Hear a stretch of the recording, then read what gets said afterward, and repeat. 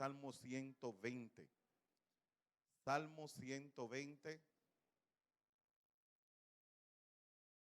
Bendito es el nombre del Señor. Salmo 120.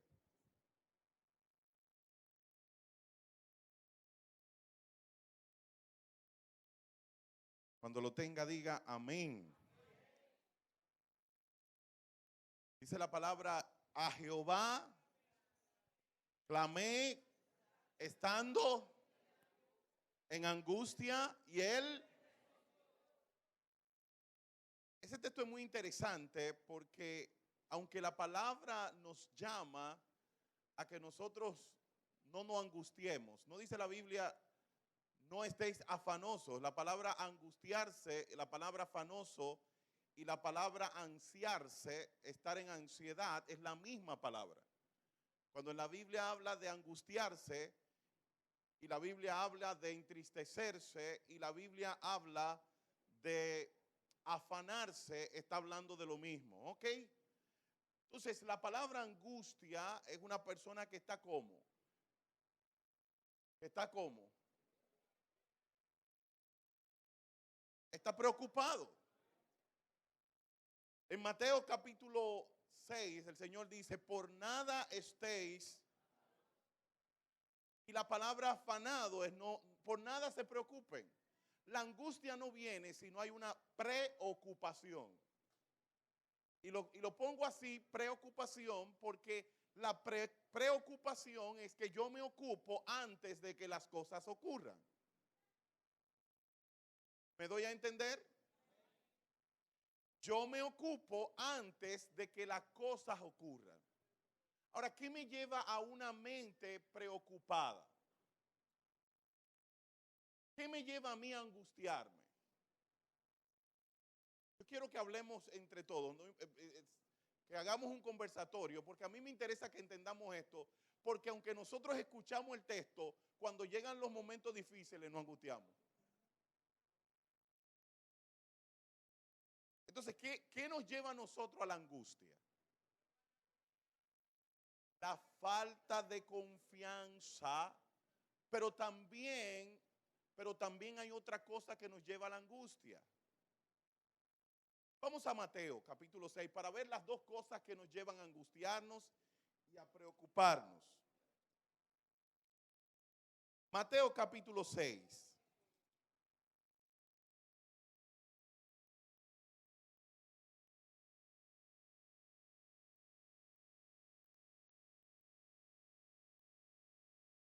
En el verso número 25 dice: por tanto os digo, no os afanéis por vuestra vida, que habéis de comer, que habéis de beber, ni por vuestro cuerpo, que habéis de vestir. ¿No es la vida más que el alimento y el cuerpo más que el vestido? Mirad las aves del cielo, que no siembran ni ciegan, ni recogen en granero, y vuestro Padre Celestial las alimenta. ¿No valéis vosotros? Aquí está la primera clave para la angustia. ¿Cuál es? A ver, ¿quién me la saca? No la necesidad. Vamos a ver. ¿Cuál es? No saber cuánto tú vales. La valoración. Cuando tú no te valoras, sencillamente tú no vas a entender que tú tienes un padre que se ocupa de ti. ¿Me doy a entender, amados?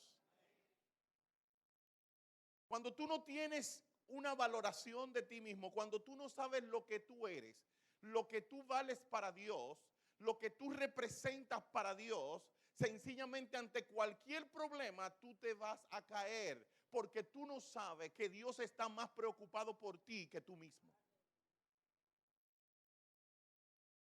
Por eso la palabra de Dios dice en Hebreo capítulo 10 que cuando nosotros nos acercamos a Dios tenemos que creer que Él es galardonador de los que le buscan. O sea, si tú no crees que Dios te quiere premiar, sencillamente tú te vas a angustiar en los momentos que vengan las dificultades. ¿Nos estamos dando a entender?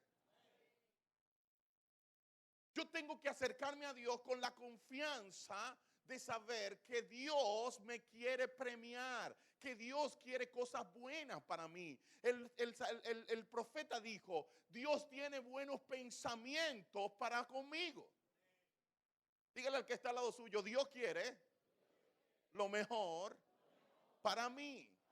Yo tengo un valor para Dios. Pero tenemos que creerlo. Si yo no creo que yo soy valioso para Dios, sencillamente cuando me acerco a Dios voy a entender que Dios siempre me quiere castigar. Yo necesito saber cuál es mi valor. Lo segundo es que yo necesito saber cómo es Dios.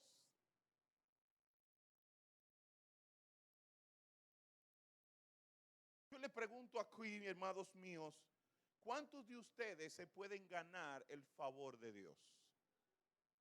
¿Hay alguien que se pueda ganar el favor de Dios?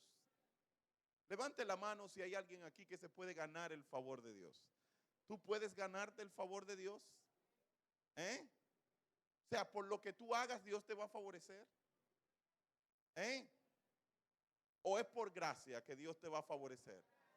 Si es por gracia, entonces tú no te lo puedes ganar. ¿Estamos de acuerdo? Si es por gracia, la gracia es un regalo que tú no te mereces. Y si tú no te mereces ese regalo, por ende, tú no te lo puedes ganar. Entonces, el favor de Dios no nos los ganamos. Dios nos lo da por pura gracia. Y si es por pura gracia, yo no voy a hacer nada que satisfaga a Dios, por lo cual mi valor en Dios no depende de mí, sino depende de Dios. Yo tengo un valor en Dios que no es por lo que yo soy. Yo tengo un valor en Dios porque Dios me amó antes de la fundación del mundo. Dios determinó amarme a mí, no importa lo que yo sea. ¿Nos estamos entendiendo, amados míos? Por lo cual tú tienes que entender que no es por lo que tú eres, ni lo que tú representas que Dios te valora. Dios te valora porque Él decidió que tú eras la niña de sus ojos. Tú eres la niña de los ojos de Dios. Dios te amó tanto que tiró a su hijo para esta tierra, porque fue tirado que lo tiró. Lo tiró para esta tierra a morir por nuestros pecados solamente por amor a ti y por amor a mí. El salmista dice en el Salmo, Isaías dice en Isaías 43, dice, Dios te formó y te hizo. Te formó. Él se cogió un tiempo para hacer de ti lo que tú eres, porque tú eres valioso para Dios. Pero la palabra dice, si a un pajarito, aquí dice en este texto que estamos leyendo, de Mateo capítulo 6, dice, mirad las aves del cielo, que no siembran ni ciegan, y vuestro Padre Celestial las alimenta. Tú no vales más que una avecita. Tú no vales más que una avecita. Yo decía una vez que usted nunca ha visto una ave en un paluelú petiseca porque no encontró qué comer. Usted nunca va a ver una ave muerta en un paluelú o en un alambre porque no encontró comida. Las aves se pueden morir por una pedra que le dio uno con un tirapiedra, o por una, pero no se mueren por hambre, porque Dios siempre le da el sostén. Y eso mismo Dios quiere hacerlo contigo, porque tú vales más que un pajarito. Tú vales más que un pajarito. Dile al que está al lado tuyo, yo valgo más que un pajarito.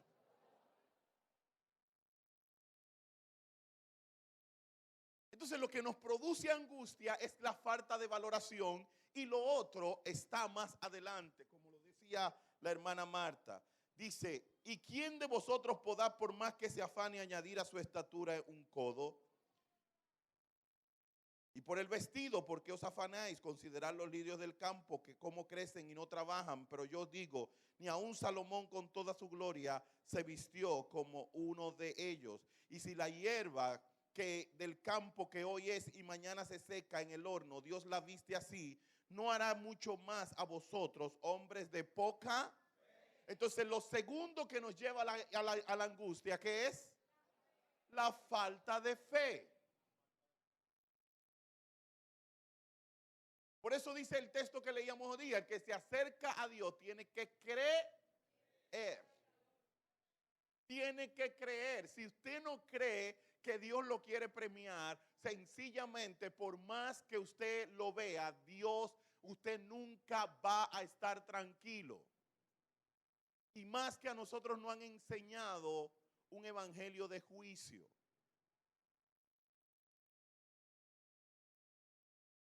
Y nosotros creemos que si cogí un pique ahorita, ya Dios me va a castigar.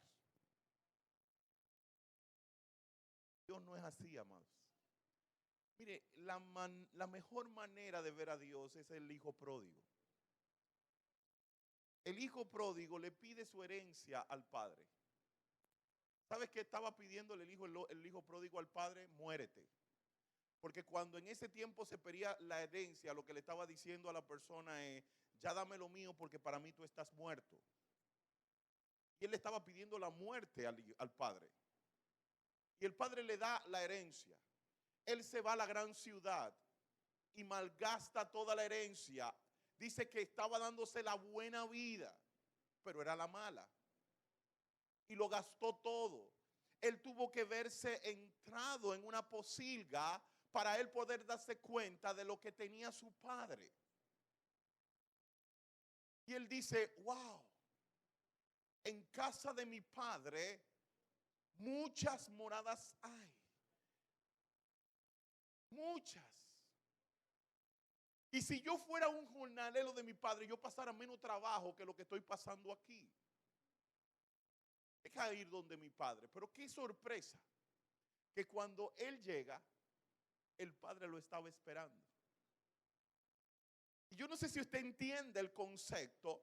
Es como una persona que te está matando, que hace todo lo contrario a lo que a ti te agrada. Y cuando tú llegas desbaratado, en vez de él decirte, ¿ahora qué viene? Que era lo que yo podía hacer en ese momento. Yo lo que podía hacer, y ahora es que tú vienes desbaratado. Después que lo desbarataste todo, ahora quiere venir para acá. Así lo recibiría yo. Pero Dios no. Dios le quita la ropa, le quita el sucio, lo manda a bañar, le pone una ropa nueva y sencillamente hace un banquete y hace una fiesta. Ese es Dios.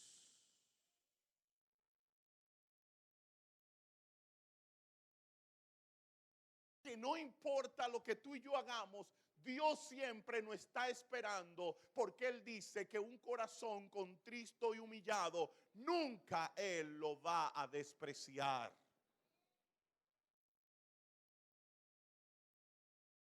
Pero dice la palabra en el Salmo 120, la palabra de Dios dice claramente,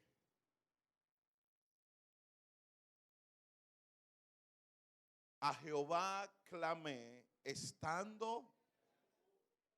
La angustia viene por la falta de fe y la falta de valoración, pero la angustia no es un pecado.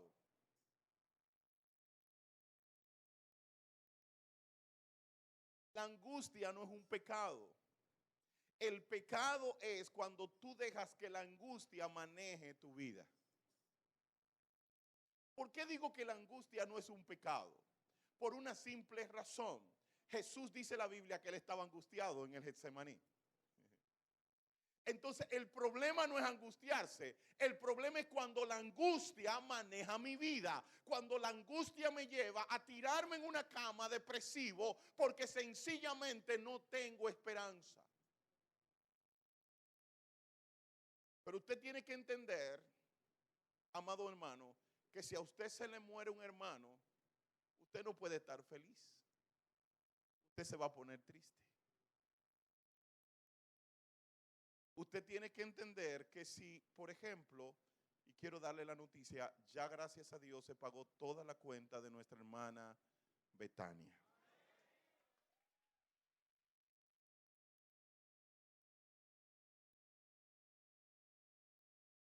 Ella nos llamó esta mañana, esta tarde, iba con su hermano, hablamos con él como a las 1:30 de la tarde.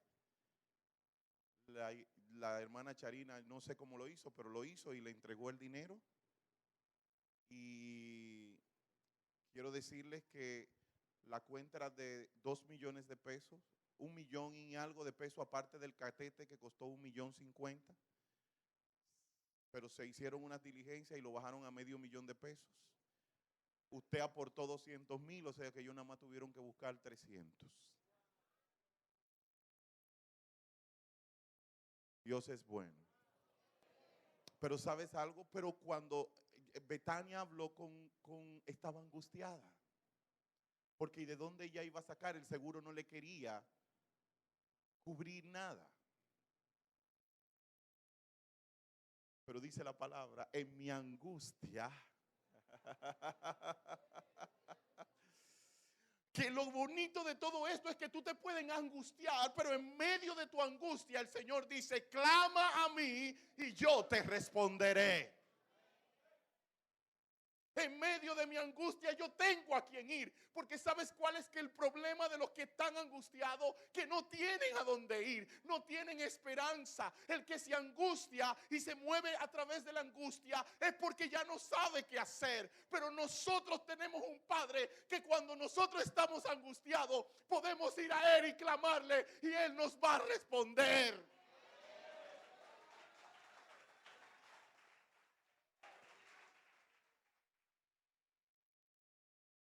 Es hermoso que cuando estaban operando al hermano de nuestra hermana Betania, ella clamaba llorando, Señor, ten misericordia de mi hermano. En su angustia ella clamó a su padre, porque nosotros tenemos esa ventaja, que en nuestra angustia nosotros no estamos solos.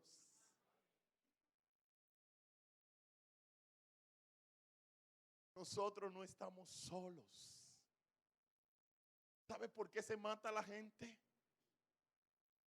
Porque en medio de la angustia no tiene a nadie a quien recurrir. En una ocasión, comenzando el ministerio acá, yo estaba en mi casa y el Señor me dice que salga de mi casa para una oficina que está al lado de la clínica oriental. Que fuera a visitar a una persona ahí en ese lugar. Yo no sabía qué estaba pasando con esa persona, pero el Espíritu Santo me mandó a ese lugar.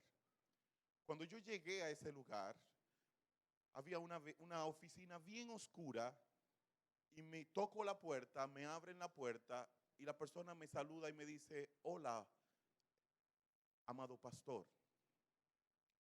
Y yo le digo, mira, el Señor me mandó a este lugar porque yo no sé qué te está pasando, pero yo te veía en angustia. Esa persona abre la gaveta, o mejor dicho, jala un poquito la gaveta de su escritorio y saca una pistola sobada.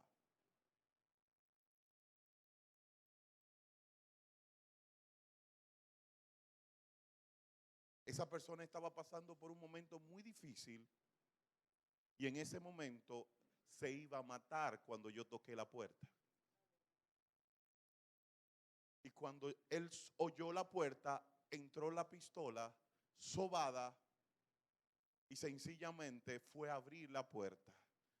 Porque él le estaba diciendo al Señor en su angustia, Señor, no me deje cometer esta locura. ¿Y sabes cuán hermoso es nuestro Dios? Que en medio de esa locura, Dios estaba escuchando aquel clamor. Y yo le dije, ¿y sabes por qué yo vine? Porque Dios me mandó a impedir lo que tú estabas tramando. Esta mañana esa persona me llamaba, me escribía desde fuera del país, me decía, pastor, después de Dios yo le debo la vida a usted. Pero ¿sabes por qué? Porque él clamó al Señor. Qué bueno es saber, amados míos, que tenemos a un Dios que en medio de nuestra angustia, cuando les clamamos a Él nos responde. Pero no solamente nos responde, mire lo que dice Filipenses capítulo 4. Filipenses capítulo 4.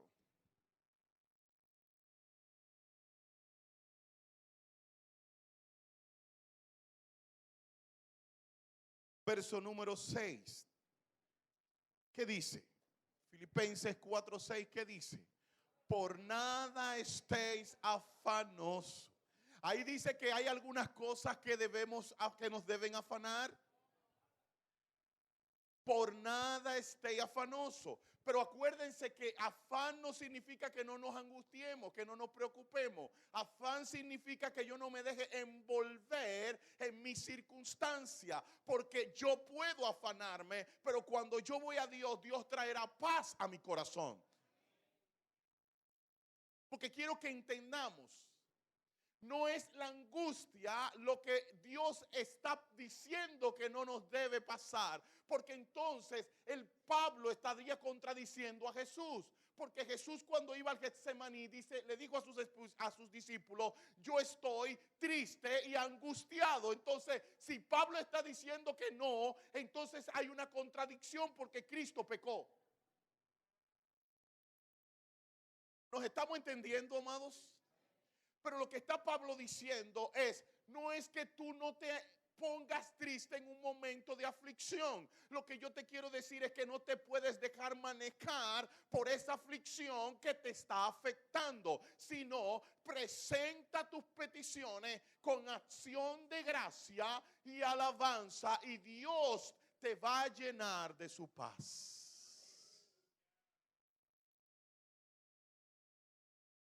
Dios te va a llenar de paz.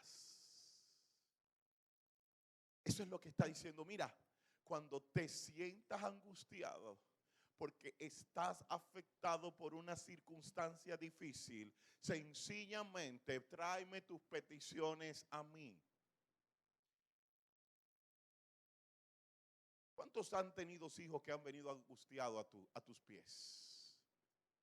Hijos que vienen a ti angustiados, que vienen tristes, que vienen preocupados por una situación difícil. ¿Qué hacemos nosotros como padres?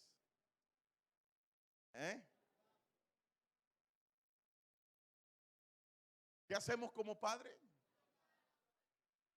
¿No lo consolamos?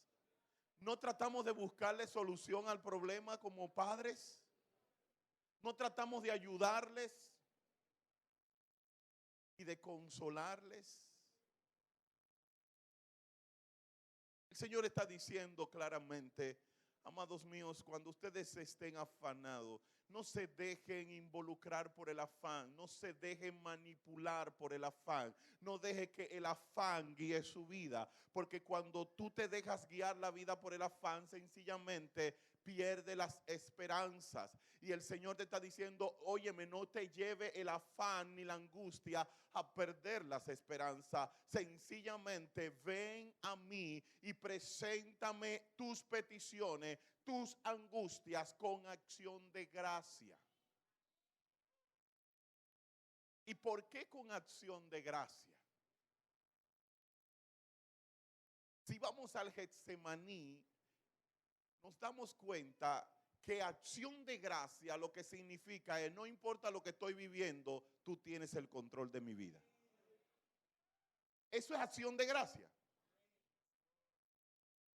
Porque lo que está diciendo el Señor, óyeme, yo sé que tú no tienes un chele, pero tú sabes que yo soy tu papá. tú me vas a dar gracias porque yo soy tu papá y yo tengo resoluciones a todos tus problemas. Y yo voy a decir, Señor, te doy gracias porque aunque yo estoy pasando por una situación, tú eres mi papá y tú dijiste que no hay justo desamparado ni su simiente que mendigue pan. Por lo cual yo te voy a dar gracias, yo te voy a honrar y te voy a decir, papá, no importa lo que yo estoy viviendo, tú estás en control. Por eso cuando Jesús está angustiado en el Getsemaní, él le dijo al papá, papá, si tú quieres, pasa de mí este asunto, pero que no se haga, eso se llama, te doy gracias. Cuando tú aceptas la condición que estás viviendo, no importa lo que estés viviendo, no importa que el cielo esté negro, oscuro, tan oscuro que tú no puedas ver nada, no importa que las circunstancias sean negras para ti, Señor, yo sé que tú estás en control y yo te voy a dar gracias.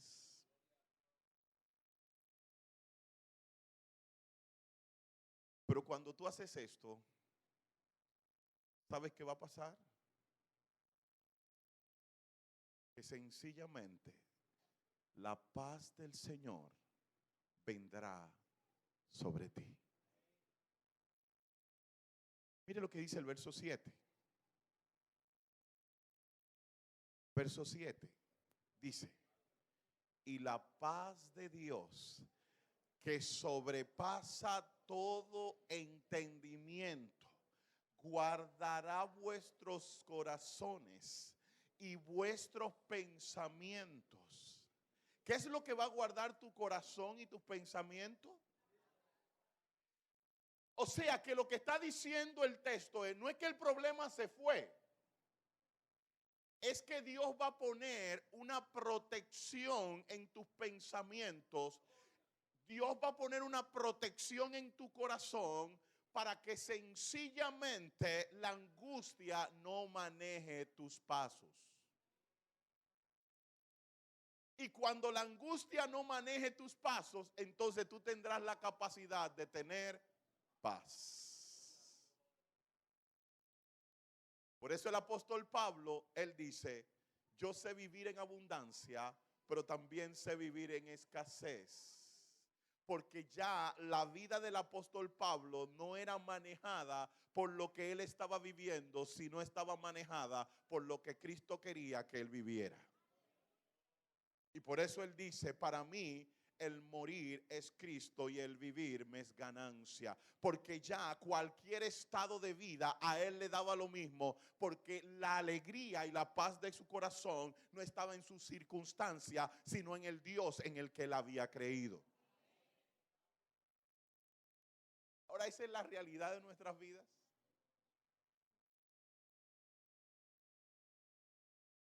Cuando estamos angustiados, ¿qué hacemos?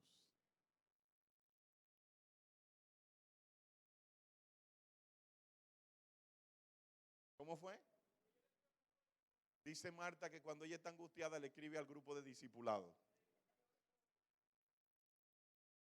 Amados, cuando estemos angustiados, dice el texto, clama al Señor y Él te responderá.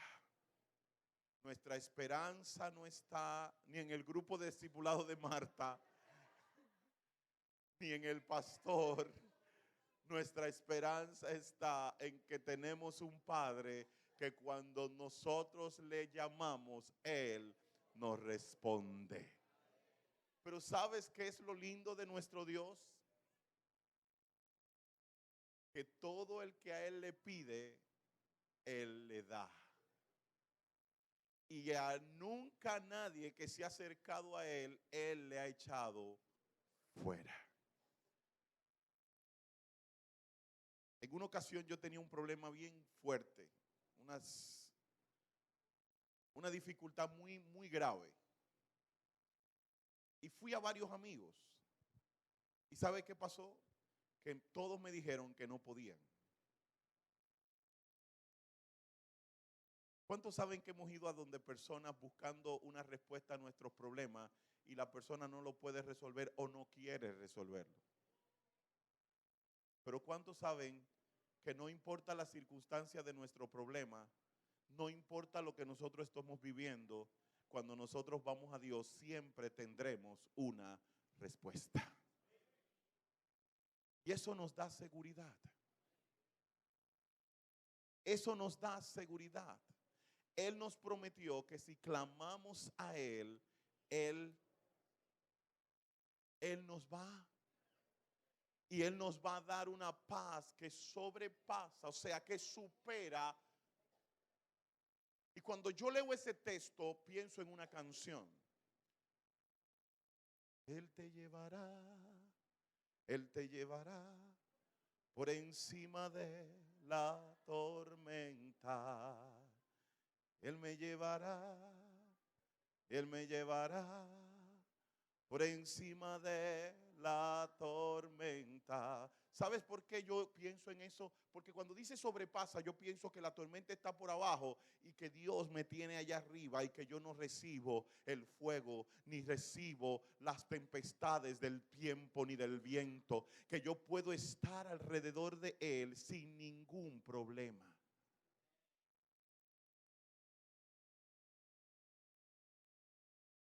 Yo no sé por qué Dios permitió que habláramos de esto en esta noche. Tal vez tú estás en un momento de angustia. Y en esos momentos de angustia se nos nubla la mente. Y no vemos salida. Y yo recuerdo a Agar. ¿Cuántos se saben la historia de Agar? Recuerdan que cuando Agar estaba con Ismael, que se le terminó el agua y el pan, ¿qué pasó? Dice la palabra que ella lo llevó a una palma para ver lo que. ¿Y sabes una cosa? Ismael era su esperanza. Ismael era su promesa, porque ella recibió una promesa de Dios a través de Ismael. Pero cuando nosotros nos angustiamos, nosotros dejamos ver morir nuestras esperanzas, nuestras promesas. Pero ¿quién resolvió el problema? Que cuando el niño se estaba ahí muriendo, el niño, ¿qué hizo? Hay muchas veces que los padres no hacemos lo que los hijos hacen. Fíjense que no fue Agar, la madura, la que había recibido la promesa, la que le dijeron: óyeme, vete otra vez y sométete, porque tu hijo será hombre fiero, todos pelearán con él y yo haré de él una gran nación. Esa era la promesa que Dios le había dado a Agar. Sin embargo, ella estaba dejando su promesa debajo de una palma para que se muera, porque muchos de nosotros, cuando estamos angustiados y nos dejamos desesperanzar y sencillamente perdemos las promesas y vemos las promesas que Dios nos ha hecho morir, porque no nos damos cuenta que Dios no es hombre para mentir, ni hijo de hombre para arrepentirse.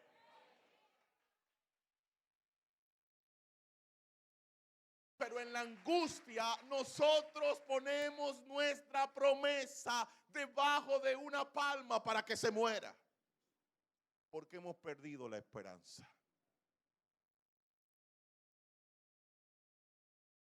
Pero el Señor quiere que tú entiendas algo. Y tal vez tú estás en ese momento. Dios quiere que tú clames a Él en medio de tu angustia.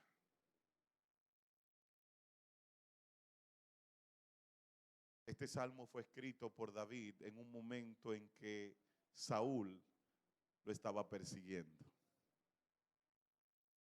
y lo quería matar. Y andaba con su ejército detrás de él. Y él lo que tenía alrededor de él era endeudados, angustiados y heridos. Qué vida más desesperanzada tenía David alrededor de él. Endeudados, heridos y amargados. Gente en queja todo alrededor. Pero sin embargo él dice: en medio de mi angustia, clamé al Señor Y Él me respondió. Y el Señor te dice en esta noche, en medio de tu angustia, tú puedes clamarle y Dios te va a responder. Cierra tus ojos.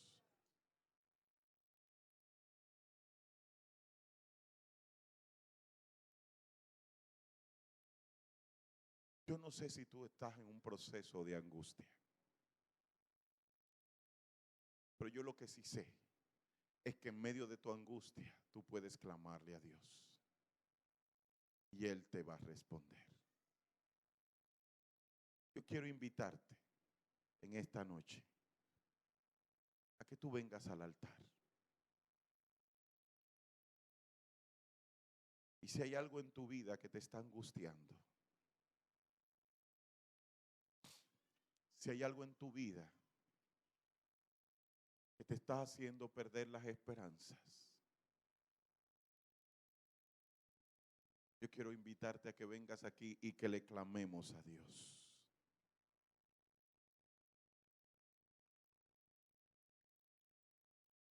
Si hay alguien